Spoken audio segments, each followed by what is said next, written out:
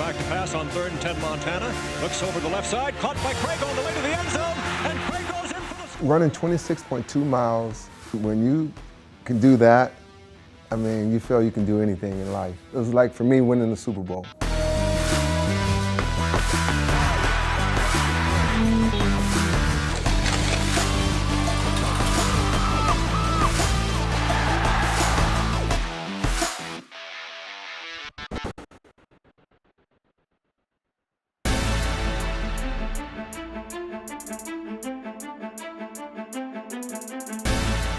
You gotta believe in yourself, you know, hard work and never giving up. When you're hungry, hungry's not good enough. You get 3 meals a day when you're hungry, but when you're starving, you know when you're gonna get your meal, and you attack. Roger Craig was probably the most underrated football player of all time. Here's a guy who could rack up huge yardage totals in any way the team wanted and any way the team needed. He had good hands, and he can get the ball in the open field and make yards, or he can run the ball out of the backfield. So he was a double threat. And he had the endurance, though. I mean, he really worked hard. Roger Craig was the first running back in NFL history to rack up 1,000 seasons. That's 1,000 yards rushing, 1,000 yards receiving. Amazing on its own that he was the first guy to do it. Only one other guy has done it since. People forget Roger Craig was the first player to score 3 touchdowns in a single Super Bowl. He had a heck of an impact as far as just running hard and breaking tackles and the high knees and constant movement. Came from running high hurdles. I used it as a weapon because I knocked out a lot of people. And a lot of guys, they will not tackle me. They'll hit me high, but they will not hit me low. I catch them right underneath the chin. Lights out, put them to sleep. Back to back, baby.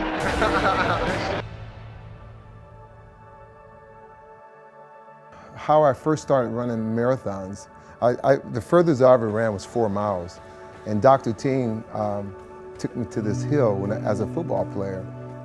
Very early in his playing days, the great Walter Payton told Roger Craig the best way to prolong your career is to stay fast and to build endurance. And the best way to do that is to find the steepest hill you can run and run it all the time. You remember, if you're a football player, you think of a long run as 100 yards. So the notion of running a 4.5 mile loop with all this elevation was a real challenge. It was running that hill was your fourth quarter. At the time, San Francisco PD was doing something with Special Olympics, and they asked me to be a part of their race. It was a 15-mile run. Give me a couple months so I can train. I said, sure. I can remember I finished strong after the race was over.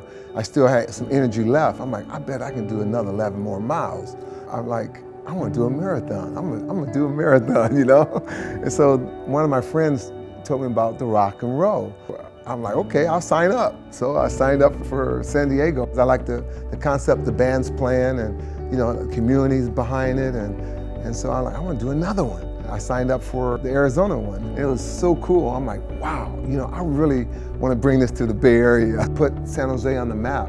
So that's how I reached out, and they told me I need to talk to the mayor.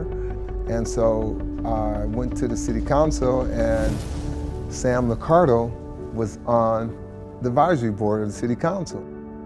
Well, I knew about what rock and roll had done with the marathon in San Diego, so I was thrilled to hear they were coming to San Jose. At the time, I was a more avid triathlete and runner. That first year, I know I had to be one of the first guys to sign up. I was just excited to see them arrive in San Jose. Knowing the energy that they bring, just the fun, it's an event that everyone celebrates. I thought that, it could help change people's lives, like it did me. Roger Craig is as humble as he can get as a person, and he's always interacting with fellow runners, whether he's doing the 5K the day before or doing the half marathon the next day. So he's just so much involved with the fellow runners to be able to just enjoy the moment that we are accomplishing together. This past rock and roll marathon in San Jose, a little girl was struggling, so I'm like, wow, what's wrong with, what's going on? Around like mile 6.5, my legs just started burning, and I was just like, oh my goodness, I can't do 6.5 more miles. And this guy comes up behind me and he's like, come on, like, don't quit, I'll run with you. And I was like, okay. And I'm not from the Bay Area, so I didn't realize that it was Roger Craig. Her parents was waiting at the finish line, and she really wanted to finish. I said, well, today's gonna be your day. I'm gonna run these last 5 miles with you, and we're gonna finish under 2 hours. He just was kind of this gift that just, I don't even know how to explain it. And he just really motivational and got me to continue the race when I wanted to quit.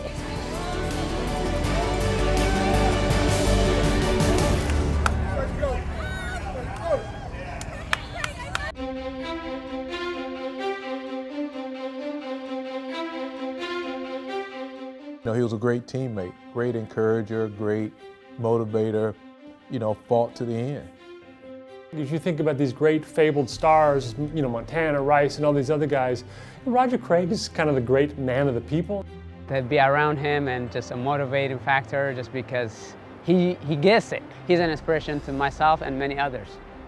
He's always got a big smile on his face. You know, you always get a fist bump or high five. He's probably the most positive guy I've ever met.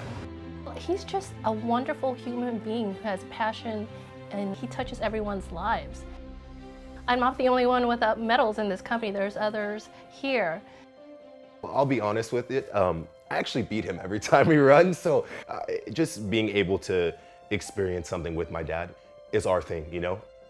And what matters is family and determination and working hard. And that's what he's instilled in, you know, he has 5 kids, and all of us have that mentality because of him. I could have given up, and I fought through and I accomplished my goal of finishing this race. Thank you, Roger. You got me through that race. It was a really cool moment, and it's something I'll never forget, just crossing that finish line when I thought I couldn't. There's always going to be obstacles along the way. It's how you deal with your problems, how you work and stay positive. That's the main thing. You're going to have adversity, but some people deal with adversity different from others. I accept adversity and take it head on. I believe in myself, believe in my dreams.